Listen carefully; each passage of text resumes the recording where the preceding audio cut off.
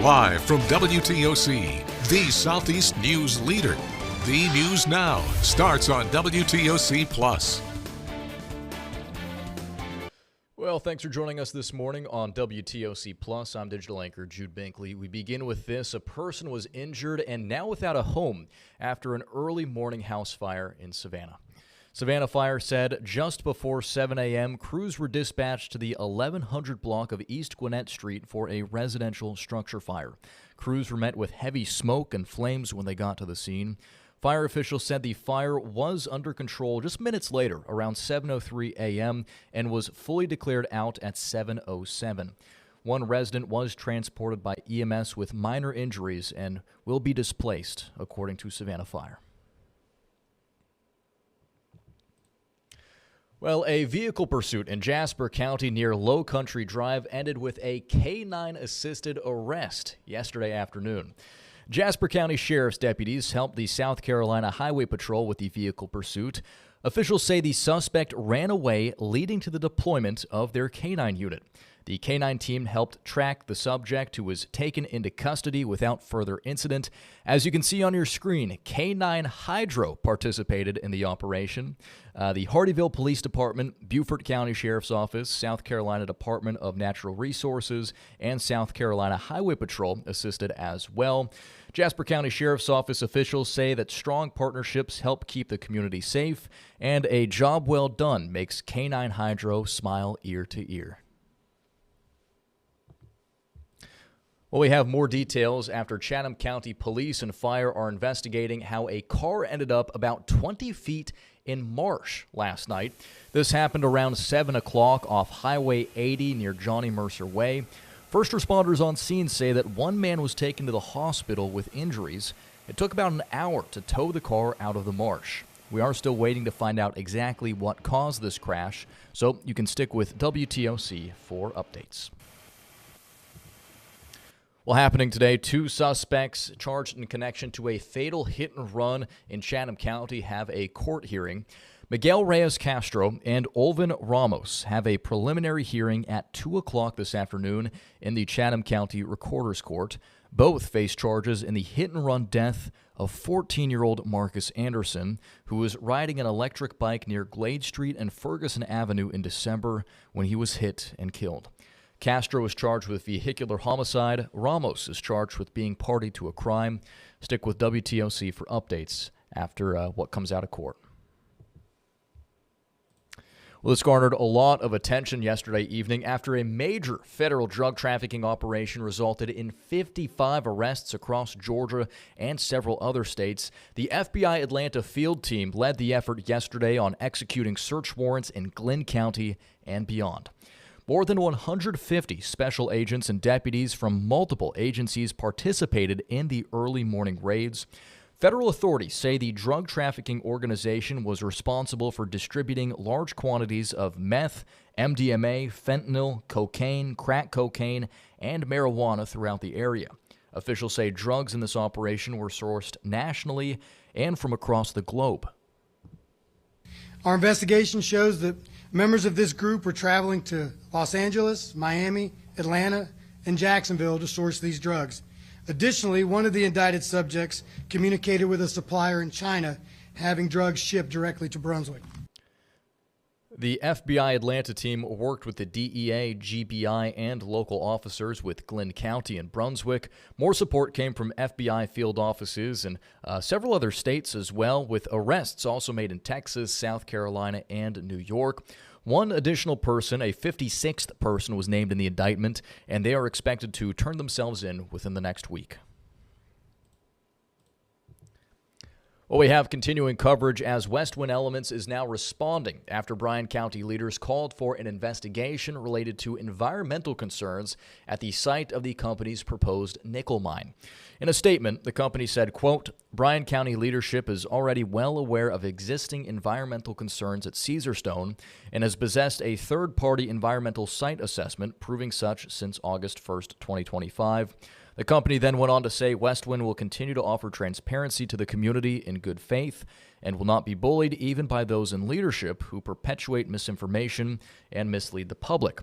Now, this response all comes after Bryan County's Board of Commissioners called a special meeting Tuesday to authorize an investigation, evaluation, and pursuit of potential public nuisance related to the Caesarstone site in Richmond Hill in coordination with the city. On Monday, Westwind Elements held a packed town hall filled with concerned citizens. Petitions for and against the site have gotten thousands of signatures. Westwind says the facility will bring lots of high-paying jobs to the area. Bryan County leaders have said safety concerns need to be looked into before the project can move forward. In state news, another Georgia football player has been arrested. Freshman London Seymour faces charges of second-degree criminal damage to property, according to jail records in Athens.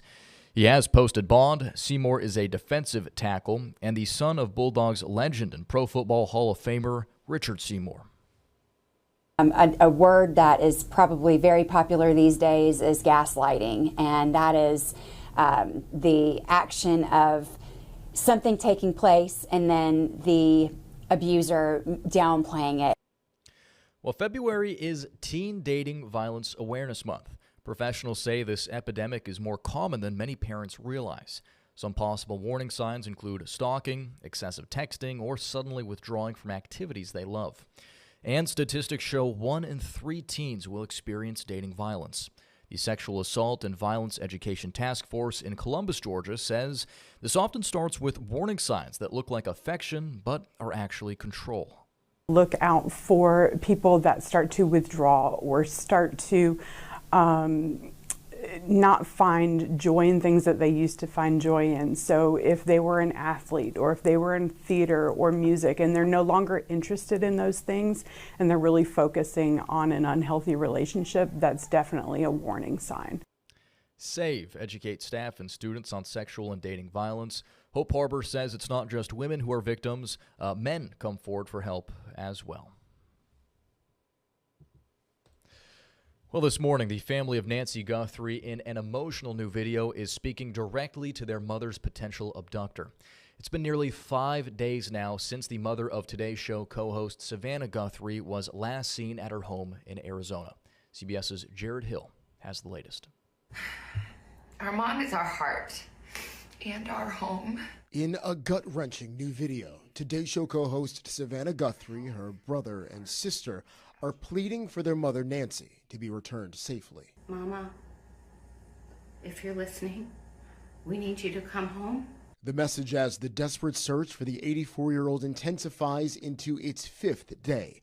Savannah acknowledging a possible ransom note was sent to multiple media organizations. We are ready to talk. However, we live in a world where voices and images are easily manipulated. We need to know, without a doubt, that she is alive and that you have her. Pima County Sheriff Chris Nano says they still have not identified a suspect or a person of interest. Wednesday night, after a call with Savannah, President Trump said he's directing all federal law enforcement to be at complete disposal to help find Guthrie. Wednesday, investigators were back at her home in Tucson canvassing for clues as the community lifted the Guthries in prayer. Just truly bowing together to wish and hope Nancy comes home. A hope held fast by her children. We will not rest. Your children will not rest until we are together again. Jared Hill, CBS News.